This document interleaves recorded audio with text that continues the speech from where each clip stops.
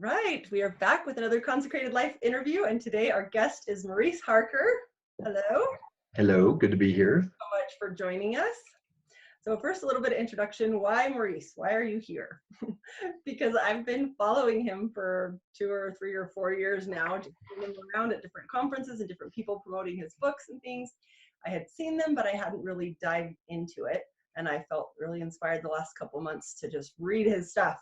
And I've been absorbing all of his audiobooks and watching videos, and in a couple of the videos I could see his heart and I could see his soul and see the purity of what he's trying to create here and how much he's out there lifting and serving and helping God's children. And I love what he did. So what he is doing. Thank you. Thank you. And I met with him and he agreed to this interview, and I'm so excited for you to get to hear from him and for me to learn more about his story. Thank you. Thank you for being here. So give us real quick in like 2 minutes, tell us who you are, where you're from, kind of your background, just a little bit, your passion. Alrighty. Maurice Harker, I'm the third of 9 boys. I was raised in Idaho, came to Utah for high school. In high school, I was a nerdy type person as well as an athlete and a musician. I went on to serve LDS mission in Detroit, Michigan. Came back, went to the University of Utah for both bachelor's and master's degrees. Got married in between 26 years ago. I've been saying 25, but it'll be 26 next month. Let's see, I have 2 children, a boy and a girl, both adopted.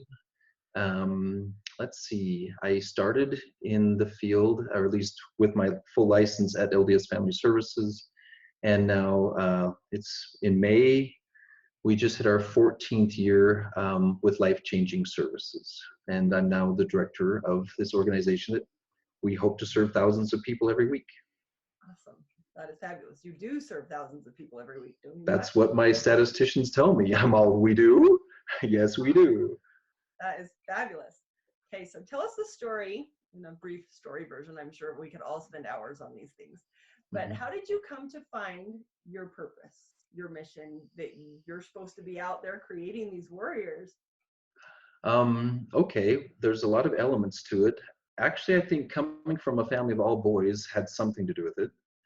And then, you know, a lot of my athletic background, athleticism has often been associated with warrior type thinking. A vital thing happened while in Detroit.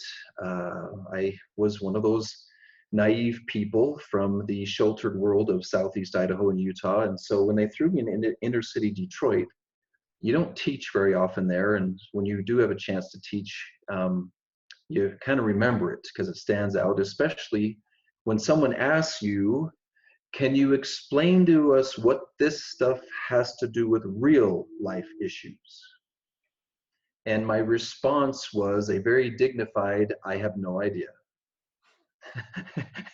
And because they didn't train us on that question in the missionary training center, and I was pretty embarrassed, and being a somewhat academic person, I don't like not knowing things. And so I started studying, how do gospel principles apply to real psychological issues? And started that as a missionary. I hadn't chosen to become a therapist yet.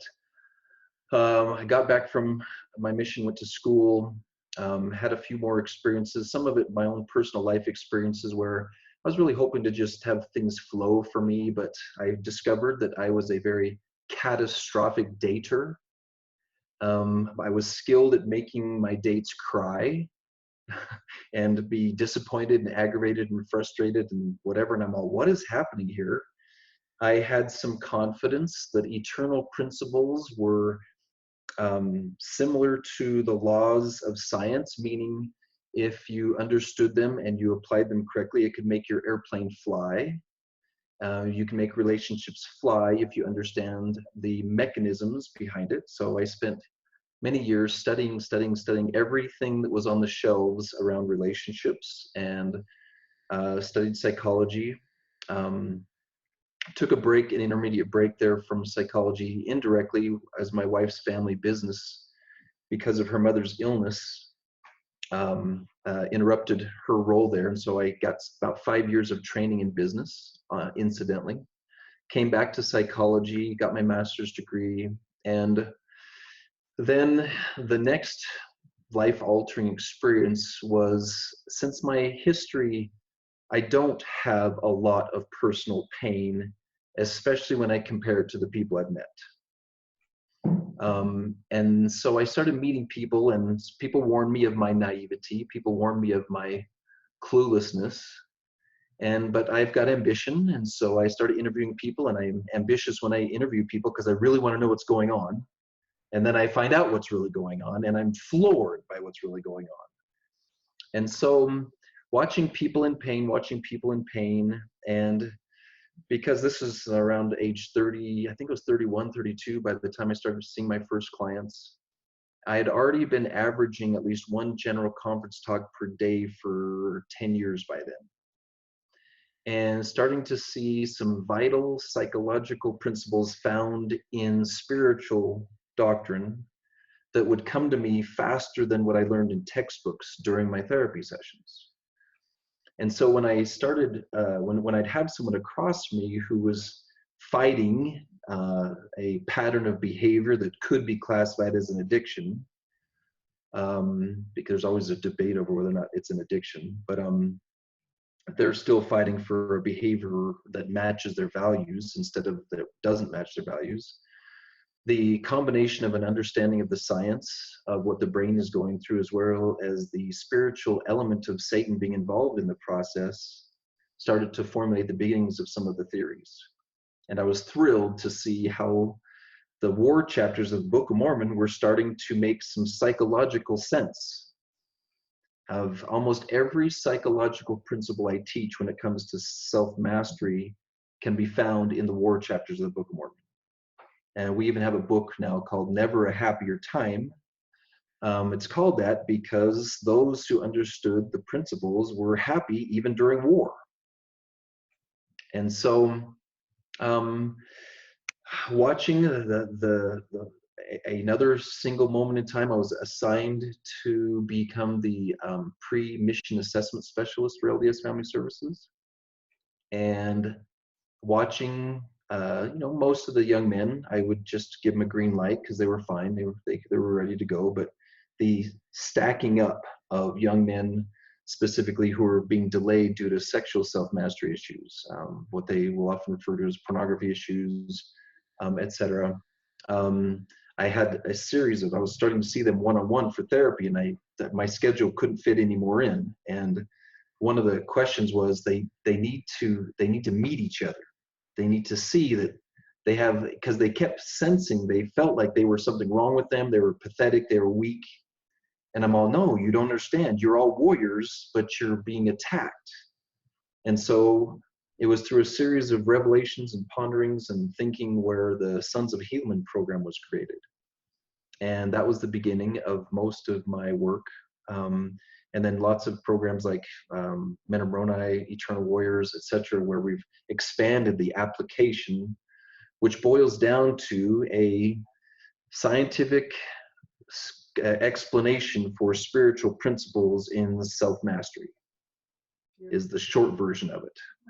Yeah, I think we've got enough for now. The rest of the story might come out in the next. So we'll just cover that. All right. Okay. Is that a good enough start? Yeah. So you talked about how you were not going to be a counselor, and then your mission kind of took you here, and all these little things kind of stacked up to bring you to where you are now. Was there kind of this moment of, I think I'm going this way, and then I'm really going this way, and maybe that like internal conflict in yourself of what I think my life is going to look like and kind of where God is taking me, and that moment when you said, okay, God, I'm totally in, you tell me where to go and I'll go no matter how hard it gets? Actually, that goes all the way back to the mission as well, because I'd been out about 6 months when you start to realize your artificial motivators were running out of energy. Like the girl I was dating really wanted to marry a return missionary, or like the popularity and fame of being a return missionary was burning out. And the people of Detroit, I were not that receptive. They were nice people, but they didn't really care about what you had to say. And I was really agonizing over feeling like like I can survive 18 more months of this, but I'd rather like do something with my life than just survive it. I'm willing to do something, but I've got to have more. All of my life I had feedback loops. Like if you practice your violin, you get feedback. If you get really good at your sport, you get feedback from people. But I was getting no feedback from anybody. And so I started talking to God really closely and saying, listen, I really need to know if I'm on track here. And over the course of the next 6 months, all I got was these little, what I call bumps and nudges. Like, look over here, look over there, read this, read that kind of thing. And the story of Joseph Smith coming out of the garden or the grove and saying, I knew some things and I don't know anything. And I started saying, I want to know things.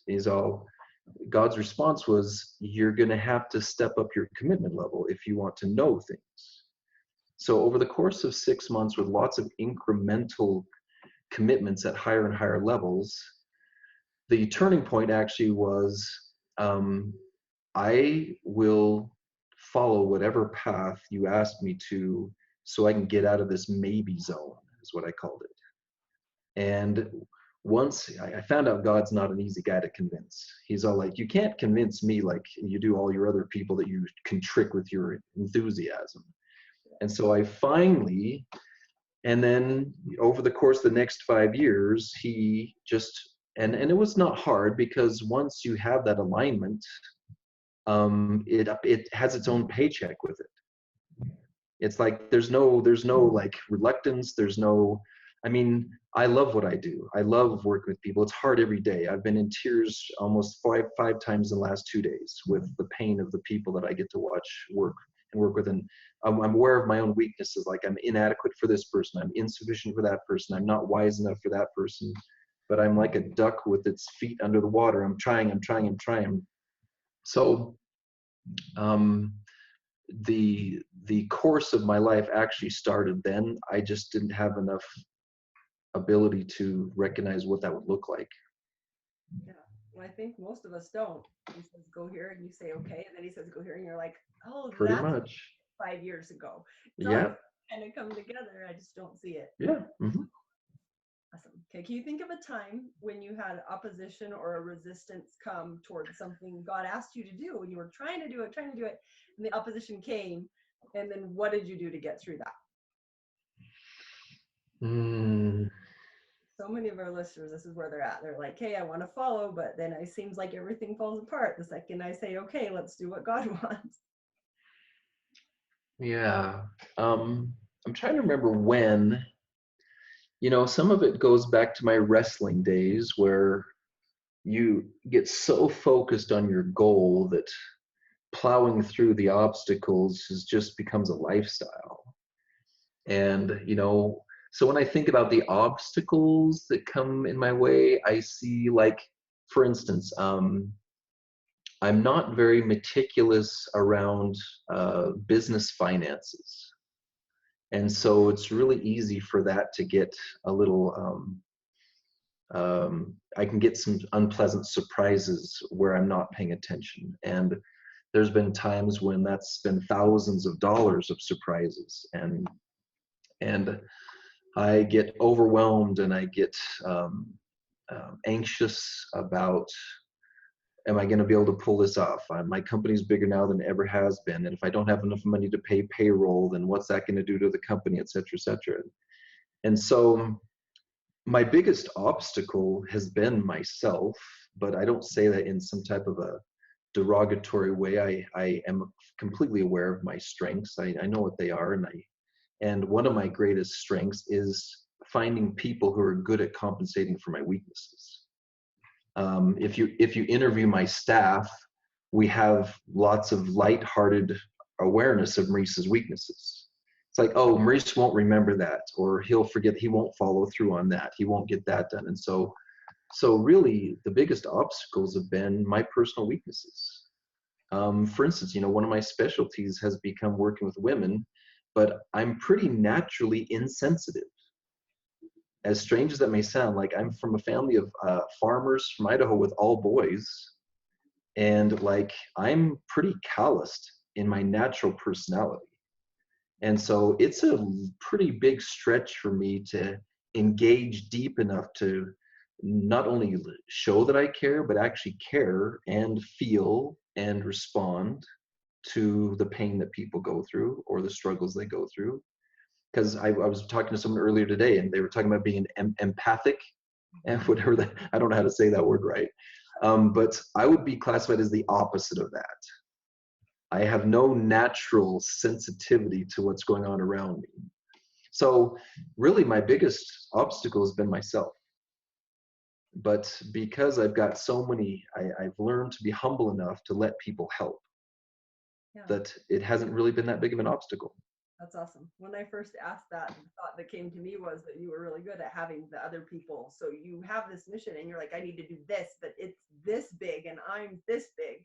And so Mm-hmm. good at bringing those people in, you know, like I worked with your secretary or whoever to schedule, make sure we had Mm-hmm. your timing and all these things. And it was so good. I'm still working on that one, letting people in to help me with my mission because I'm like, it's my baby. I don't want to give it away. But Mm-hmm. I love that you do that. And so that's how you do it. You know, you employ other people and you do it together. And we're not Yeah, meant to do life alone. So it's fun. It's fun that way. do it together. That's Mm-hmm. awesome. Okay. Do you have a specific opposition story? When maybe you had like something that was going to launch and your tech went down, or you were headed to some speaking thing and My biggest, I think, the closest one is just it's another financial one where I wasn't paying attention. Our Men of Moroni program is led by volunteers as opposed to Sons of Healing, which is led by clinicians. But we still need to charge for that program because it financially supports the Worth Group, and we pay the therapists for the Worth Group, and there's some other intermingling concepts there.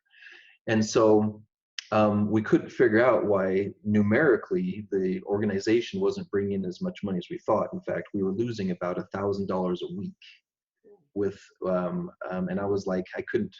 And my normal response is, it'll fix itself. Don't worry about it. It's just a little glitch in the system. But it became kind of scary because it was really starting to affect the overall company. And I had to, I had to do something I don't like to do, which is really buckle down on looking at spreadsheets when it comes to like numbers and dollars and how I might have to ask someone to take a pay cut for a period of time. So now I'm asking people to take less money. And so the whole combination of the emotions behind that. But the revelation of one of my neatest revelations, I'd been on it was right after General Conference in April, I think 3 years ago. And I listen to conference talks while I'm on my bike rides. It's a great place for me to ponder.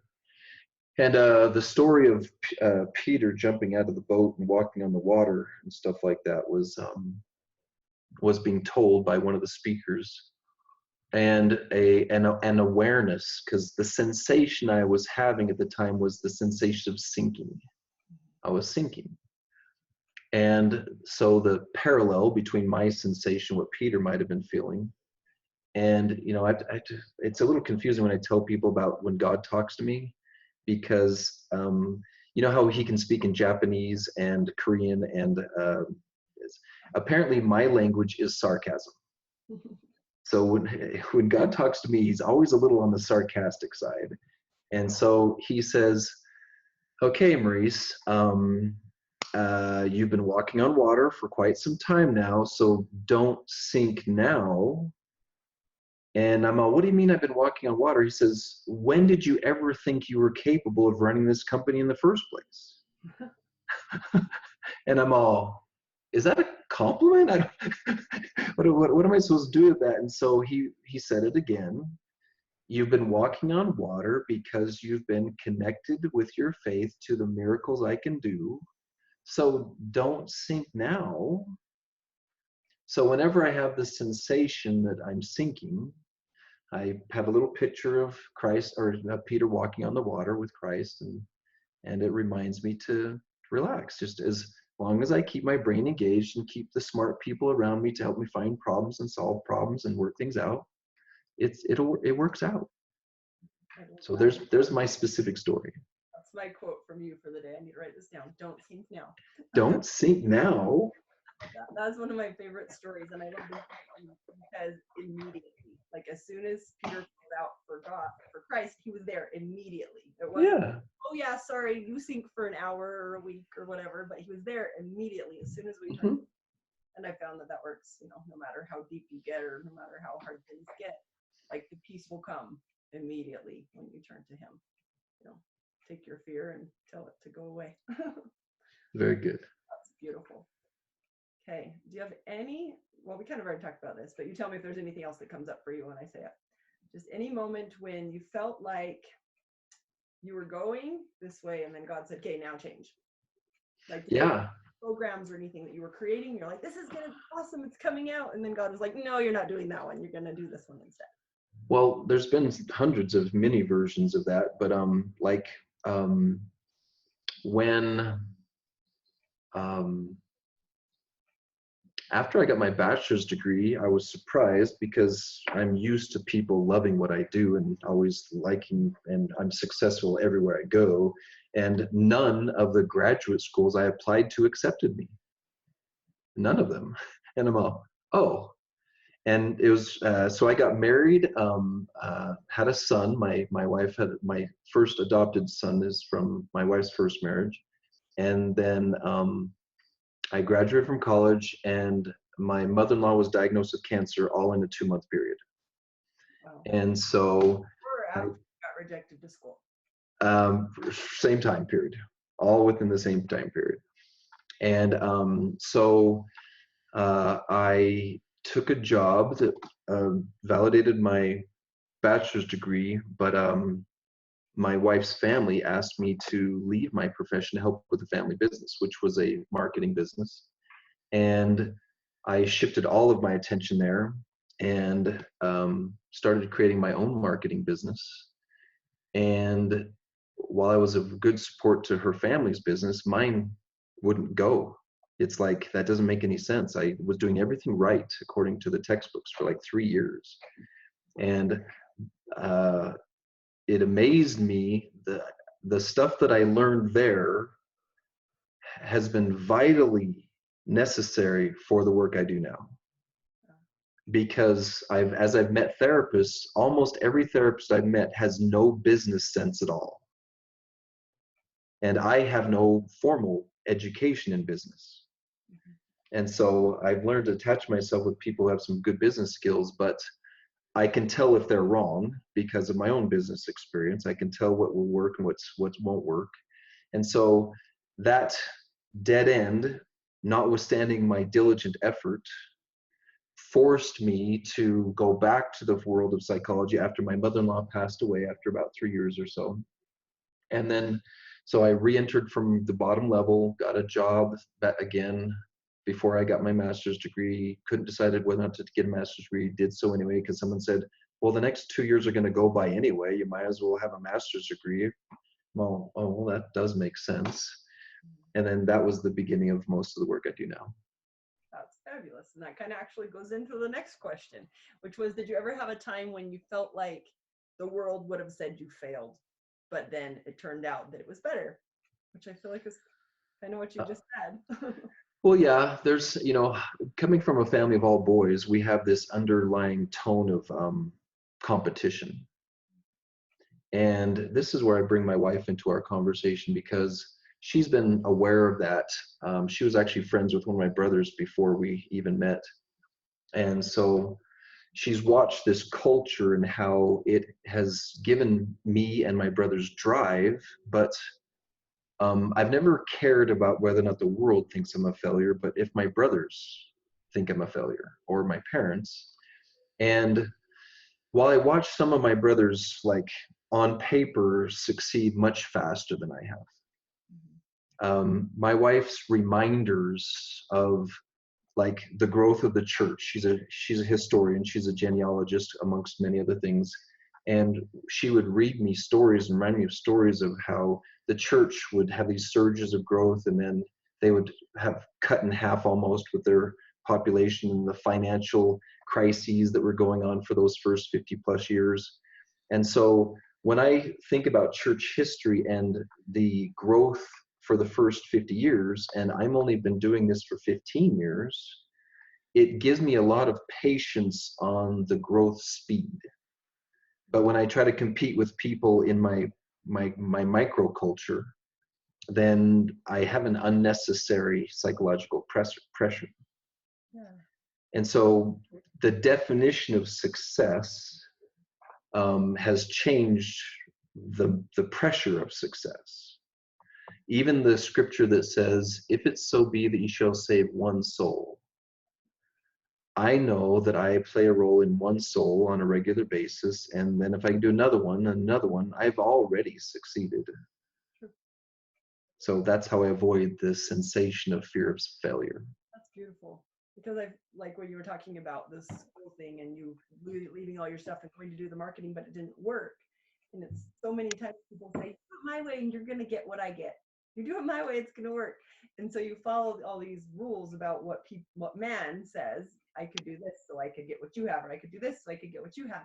But it doesn't work that way, because if that's your path, then yes, it's going to work for you. And if it's not, your way is going to be hedged up, and God's going to say, okay, good, you learned what you needed, and now you have this marketing information that helps you now in what you're doing. But back then you were probably like, man, why isn't this working? Right. Encouraged. So from the outside, people would have been like, yeah, he's not, it's not making it.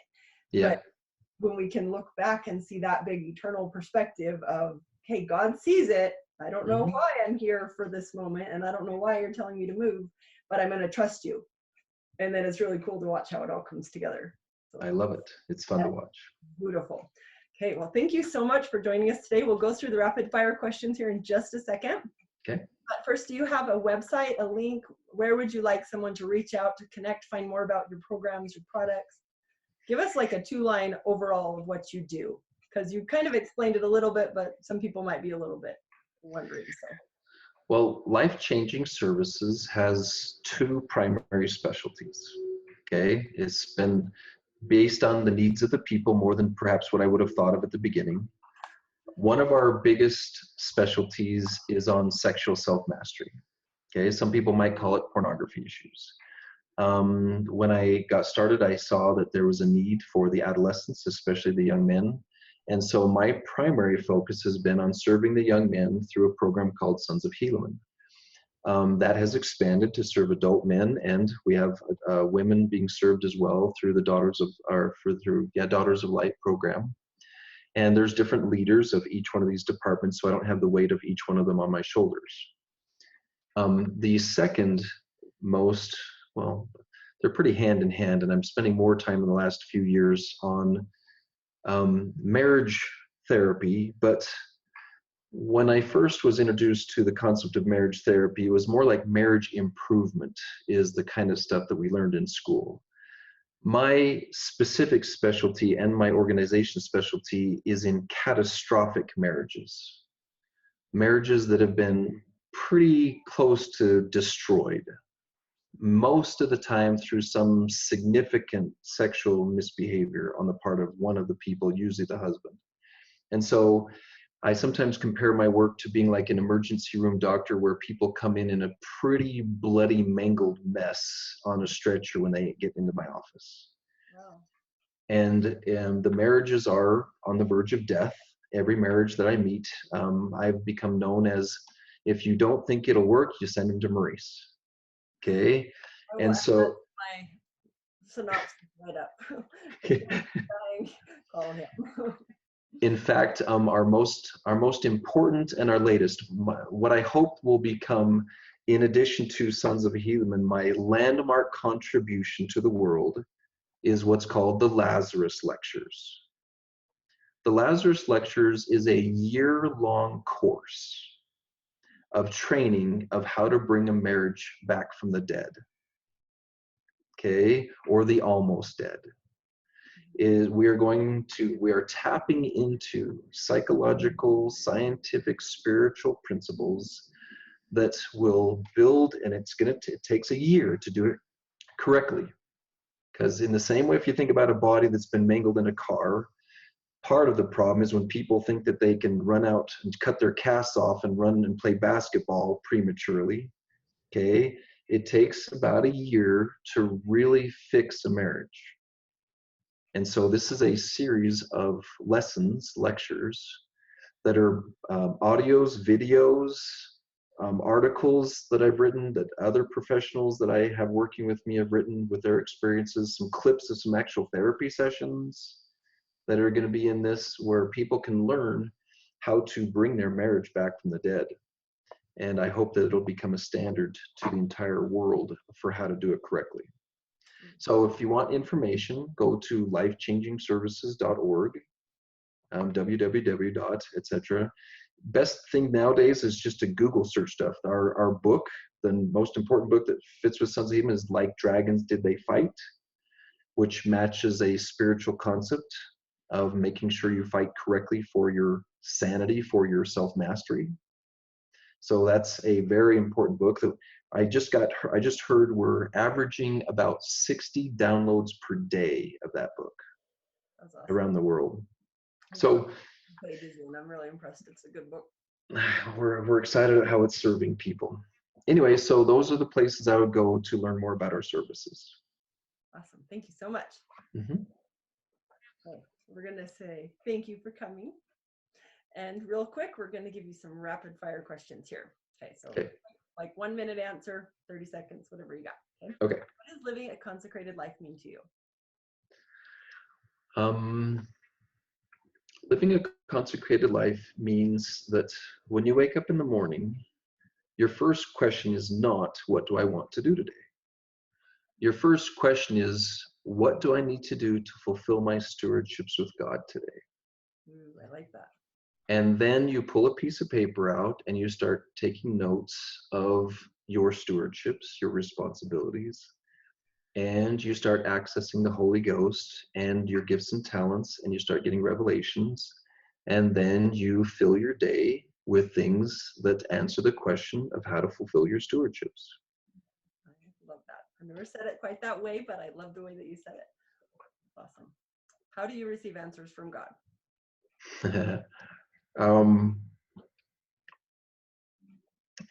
He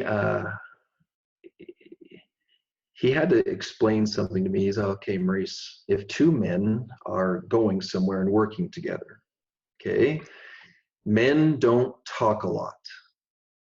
Okay, they don't have these elaborate long conversations. They don't chit chat along the way.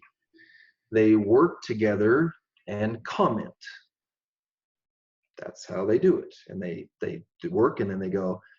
So if we imagine we're gardening together or working on a truck together, and we work, and one looks at something and you point at it, and the other goes, well, do this. And you go, okay. So many of my revelations are extremely brief. But many of them are also like visionary. I don't actually have visions, but you know how Thomas Edison might have like figured out how to make the light bulb work or something like that, just kind of envisioning how the mechanisms actually work. Kind of like a knowing this like comes to you. Yeah, there's a lot of, but it's always a connection of like 6 to 10 pieces of data I put in there before. So I don't get stuff out of the blue. I get stuff that clarifies the connections between several pieces of information I've already put in there through reading and pondering. That's awesome. Very cool. What brings you joy? First of all, in order for me to experience joy, I actually have to pay attention to it. Like I'm so proactive, that I have to actually stop and experience joy. Like when my daughter waited 12 years for her, and when she first took her first nap on my chest and I just breathed her hair into my nose, That was kind of cool. Still remember that. She's now 17 and I still remember it. An hour ago, I got to watch this couple who are applying principles correctly, and they are laughing and smiling about the progress they're making in their marriage. Um, Anytime my wife even hints that she's proud of me, because she's learned she can't say it directly because I feed off of it too much and I get a big head. But if she hints at it, I can feed off of that for like a week. And weirdly, if my mom says she's proud of me, that still works on me. I'm 50 years old and it still has an effect on me when my mom's proud of me. That's good. Does your mom know that? Yeah, yeah, So that'd be a good thing to write her in a letter so she could cherish the letter. yeah, she knows that. That's super cool. Okay, what is one of your favorite ways to connect to God? Favorite ways to connect with God? Nature, is it? It's actually on my bicycle. I've got a road bike and it requires me to not have a phone in my hand or a computer at my fingertips or housework that needs to be done or yard work needs to be done or someone who needs some kind of attention. And I have this route that I bike that's anywhere between 30 and 50 miles that takes me anywhere between um, a short bike ride for me is about 2 hours. Wow. So I prefer 2 to 3 hours so I can really relax with God, and I put my headphones on and I put conference talks on in a very low volume so it's not too loud, and I just let them play for the whole time. And I just go quiet and I practice some mindfulness techniques. I notice my breathing, I notice the air, I notice the smells, I notice the burning in my legs. I don't try to break any speed records, although I do expect myself to push myself. So I have to resign myself that I'm not as young as I might have been before, but and I hate it when people pass me, but I'm not a professional biker. So, but that space, that forced space, puts me in a place where I can get revelation. I do want to mention another arena though. When I'm in a therapy session and I'm noticing that I'm in over my head, that I'm talking to someone who has issues that are beyond my wisdom, which is horrifying for me to admit. Okay. But it happens regularly. And I get the clarifying revelation that's needed in that moment. That is a really cool experience. Oh, I got to add one more though. There's one thing that's better than that. If I do my job really, really well, like superstar level, and it's the client that gets the revelation instead of me, that's when I really have done my job well. That is true. But I love so much how God uses us no matter where we are. Like you talked about your human weaknesses and you have to bring other people in. And we all have those things. But when you show up and you say, okay, God, use me today. What do you want me to do? And you just let him, then he will give you what you need to serve whoever he puts in front of you, which is, it's super one of the coolest experiences ever. I totally agree. Yeah. Mm-hmm. Thank you. When do you feel closest to heaven? If that was in the last question, you can say taken care of. That's probably, I mean, if I'm being grateful for what is around me, and yes, that's not natural for me, and I don't know that it's natural for most people. I have to conscientiously go, okay, Maurice, and the way I do it is I start with noticing what is not a problem right now. Like I'm noticing that there are not guns outside of my room because of I'm in Afghanistan and the people are shooting each other. I'm noticing that there's no decaying bodies around because I'm not in Ireland during the Black Plague. I'm noticing that there's no virgins being thrown into pits of fire because I'm not living at the time of the end of the Book of Mormon. And so it sounds drastic, but that's kind of where I start. Like I start with, you notice that you're not actually having a catastrophe right now. And that swings the pendulum over to how lovely it is to look out my window and see some rain and some clouds and some green and some pleasantness. And it's just, yeah, that's how I feel close to heaven. But that's a cool tip for people. If they're having a hard time feeling gratitude, go catastrophic and be grateful you're not there. Yes, it works really well for me. Help you pull out. Awesome. Where do you go when you need, what is your go-to when you need to get out of a funk? Um, the you know how you can remember a whole movie in a few seconds? If someone says Lord of the Rings and you go, oh yeah, that's, or you are Sleepless in Seattle, or like any movie, you can like pull up the whole sensation in a few seconds of what you saw in 2 hours. I noticed this one day when I was in need of coming out of a funk, that I said, man, I really could use a bike ride right now.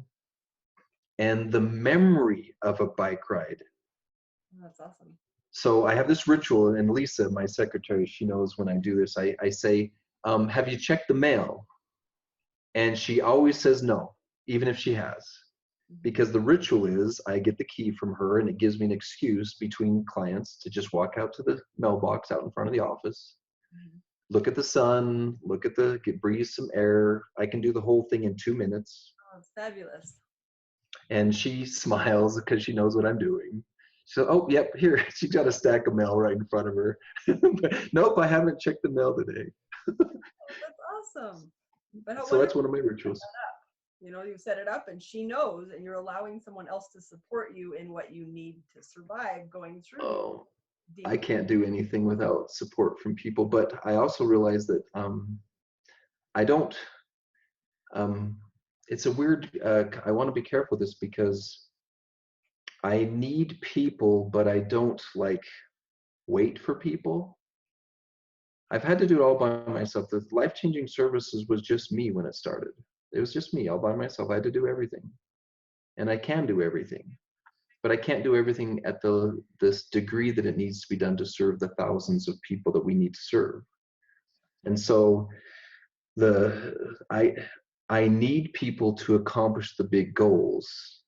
I only need God to keep me sane. You might want to take that one back, or he's going to go sarcastic on you later, and he'll be, you actually need me for everything. Fair enough. Fair enough. He does. Yeah, he gets us through. Okay, what is your favorite quote or scripture that gives you strength? If you have one that just keeps coming back to you. Well, it has been, boy, there's so many. That one, and strangely, I do have to paraphrase them for myself to have like the more deeper meaning, like the one about Peter. I don't really think the scripture says, well, don't sink now. No, Okay. that was your revelation, and that's why scriptures are so awesome, because they're So that's whatever scripture prompts that thought. yeah. Another one is seek ye first the kingdom of God. When I'm training my team, especially those who are more business minded, and I say, listen, the final product we're looking for is serving the person. We will attach money to it only as needed to keep the company running. But one of the reasons we've been successful is everything I do is based on finding and serving the people who are in pain. And then we figure out how much money we have to attach to it to make it so that the company continues to run. That's fabulous. So you create what they need rather than creating what you think you can afford. Yes. Which is, Or what'll make money. Because I know how to make money way faster than I make money. yeah. Okay. I know exactly how to exploit the psychology of our culture for the sake of making money. Yeah, I listen to But people that about marketing and all that stuff, and I'm like, but that just doesn't feel right in my heart. no, if you do it to exploit people, no. Yep. That's awesome. Okay, if you could leave one nugget of wisdom with those who are seeking to follow their unique path, what would it be?